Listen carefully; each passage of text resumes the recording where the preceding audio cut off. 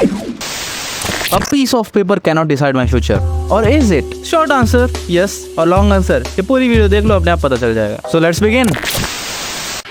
So कुछ time के लिए मान लो कि यू आर मनोज, ये वाला नहीं, ये वाला, जिसका कुछ ही दिनों में बोर्ड्स का पेपर है एंड ऑब्वियसली तुम पर ही बनाओगे और क्या करोगे, क्योंकि तुम्हारा सपना आईपीएस बनने का थोड़ी ना है. तुम्हारा सपना तो है कि चपरासी बन जाओ 12वीं पास करके. लेकिन तभी तुम्हारे घर में एक बैड न्यूज आती है, क्योंकि तुमको पता चलता है कि तुम्हारे पिताजी जो कि चपरासी थे उनको नौकरी से निकाल दिया गया क्योंकि उन्होंने किसी ऑफिसर को चप्पल मारा है क्योंकि वो करप्शन कर रहा था. एंड नाउ तुम्हारे पिताजी चले जाएंगे हाई कोर्ट में करप्शन के खिलाफ लड़ने के लिए, मेरे पिताजी की तरह जो दूध लेने गए थे और कभी दिखा ही नहीं उसके बाद.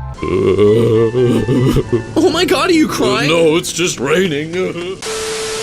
बट जो भी है, 12वीं के बोर्ड्स चालू हो जाते हैं, लेकिन तुम्हारे स्कूल में तो तुम्हारा टीचर ही चीटिंग करा रहा है, सही है. बट तभी उधर पुलिस आती है, स्कूल के प्रिंसिपल को धर देती है, चीटिंग रुकवा देती है. एंड सिंस चीटिंग रुक चुकी है तो तुम फेल हो जाते हो, और तुम सिंस 12वीं फेल हो तो तुम चपरासी भी नहीं बन सकते, गैस स्प्लेंडर. और अगर तुम्हें याद हो तो तुम्हारे पिताजी हाईकोर्ट में केस लड़ने के लिए गए तो तुम्हारे घर में खाने पीने की बहुत कमी है. तो अब तुम क्या करोगे? तुम अपने भाई के साथ जुगाड़ चलाओगे, यू नो, ह्यूमन ट्रांसपोर्टेशन का बिजनेस. अरे बड़ो ही मजेदार काम है दादी, पूरे दिन चिल्लाना है बस.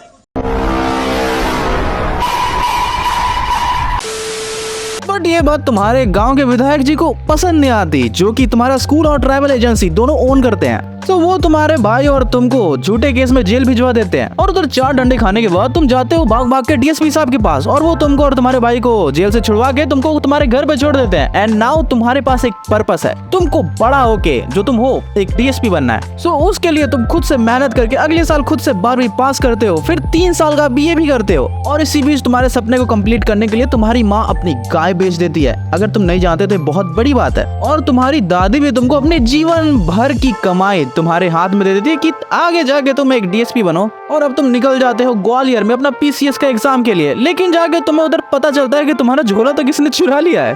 डैम. और इतना ही कम था तो बाद में तुमको ये भी पता चलता है कि जिस सपने के लिए तुम अपने गांव से इधर आए थे, जिसके लिए तुम्हारे माँ बाप ने इतना सैक्रिफाइस किया, वो कैंसिल हो चुका है. तो नाउ तुम्हारा पर्पस और पैसे दोनों गायब. सो क्या करे. किस्मत से किस्मत तुम्हें एक बंदे से मिलाती है जो भी पीसीएस देने के लिए ग्वालियर आया था. एंड सिंस पीसीएस कैंसिल हो चुका है तो वो जाएगा दिल्ली यूपीएससी देने के लिए. सो तुम उससे रिक्वेस्ट करते हो कि मुझे भी अपने साथ ले जाओ, और वो लेके चला जाता है तुमको.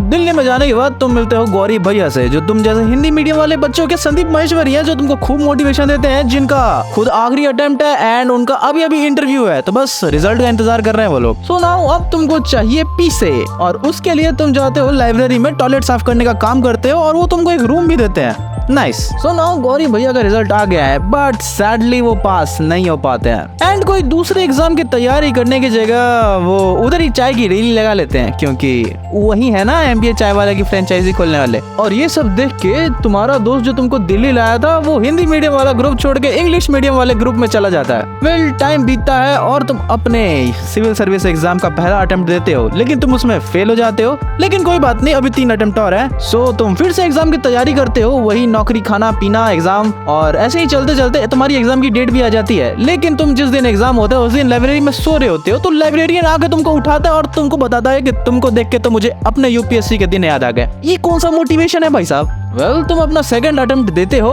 एंड कांग्रेचुलेशन, तुम्हारे प्रीलिम्स निकल गए. तो नाउ अब तुम्हें अपना मेंस क्लियर करना है, और उसके लिए तुम जाते हो कोचिंग ज्वाइन करने के लिए. बट तुम्हें कोचिंग का एक काला सच पता चलता है कि कैसे वो टॉपर बच्चों को पैसा देके उनसे लिखवा लेते हैं कि तुमने हमारे से ही पढ़ाई की है, और ऐसा ही कर करके वो दूसरे लोग को अपने कोचिंग में ले आते हैं. नॉर्मल बिजनेस है भाई साहब, ये तो चलता रहता है. वेल, तुमको ये पता चलता है और तुम एक लड़की को ऐसे फ्रॉड से बचा लेते हो. बट किस्मत का खेल देखो कि वो लड़की तुम्हें फिर से लाइब्रेरी में मिलती है, लेकिन उसको लगता है कि तुम एक एरोनॉटिकल इंजीनियर हो.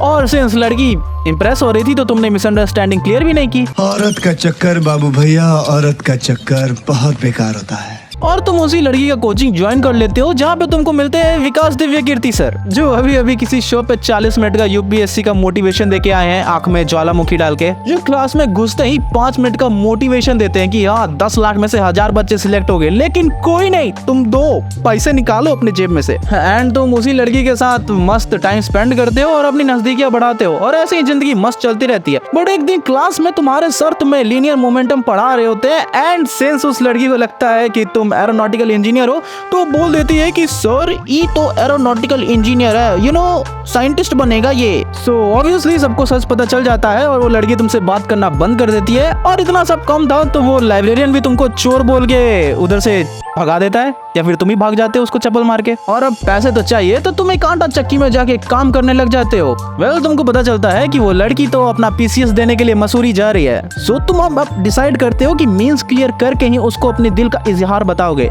और तुम मेंस में इंग्लिश के पेपर देने जाते हो, लेकिन तुम टूरिज्म को टेररिज्म पढ़ लेते हो और उसी पे ऐसे लिख के आ जाते हो और तुम गए फेल फेल फेल भाई फेल। सो अब तुम उस लड़की से मिलने मसूरी जाते हो एंड सिंस वो घर पे नहीं होती है तो तुम उसको फोन पे ही सॉरी और आई लव यू बोल देते हो, लेकिन वो तुमको ऑब्वियसली भाव नहीं देती है और तुम उधर से चले जाते हो। सो नाउ अब तुम फिर से जीरो पे आ चुके हो और अब तुम वापस जाते हो गांव में जाके तुमको झटके पे झटके मिलते हैं। तुम्हारे घर की हालत बिल्कुल अच्छी नहीं है, तुम्हारी माँ ने अपने सारे गाय बेच दिए, तुम्हारी दादी मर चुकी है और तुम्हारे बाप और तुमको दोनों में से किसी को ये बात पता नहीं है। सो अब तुमको पता चलता है कि तुम्हारे कंधों पे बहुत बड़ी जिम्मेदारी है और इश्क विश्क का टाइम नहीं है। तो तुम वापस दिल्ली आके उसी चक्की में 15 घंटे काम, 6 घंटे पढ़ाई और 3 घंटा सोना, ऐसा तुम्हारा रूटीन चलता रहता है। और ऐसे ही एक दिन वो लड़की वापस से कोचिंग में आती है और जब वो तुमसे मिलती है तो बस तुम बोल देते हो कि तुम्हारी जिम्मेदारी है और इसका टाइम नहीं है, बस बात खत्म। वेल तुम्हारा फिर से एग्जाम होता है, लेकिन इस बार तुम प्रीलिम्स में पास हो जाते हो और मेंस में फिर से फेल हो जाते हो।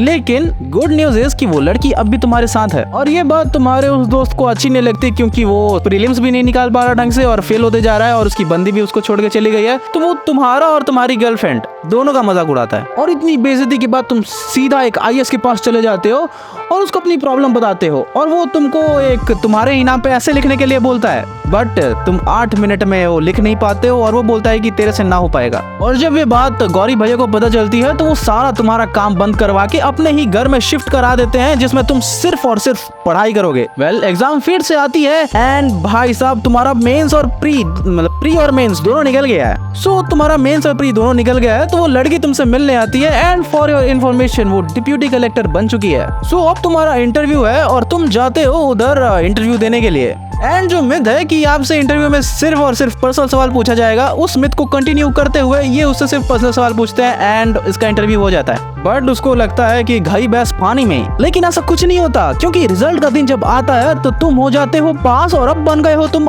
IPS officer. नाइस। सो क्या तुमको तुम्हारे सवाल का जवाब मिली? और अगर नहीं मिली तो मैं बता दूं कि मनोज के ऊपर मूवी इसीलिए बनी क्योंकि उसने यूपीएससी क्लियर किया था, वरना अगर इनको मूवी बनाना होता तो बना देते गौरी भैया या फिर उस लाइब्रेरियन पे। बट ऑब्वियसली वो नहीं बनाएंगे क्योंकि किसी को अपना धंधा भी तो चलाना है। So in the end a piece of paper can not decide your future. आप डिसाइड करोगे कि वो पीस ऑफ पेपर आपका फ्यूचर डिसाइड कर सकता है कि नहीं। And bye.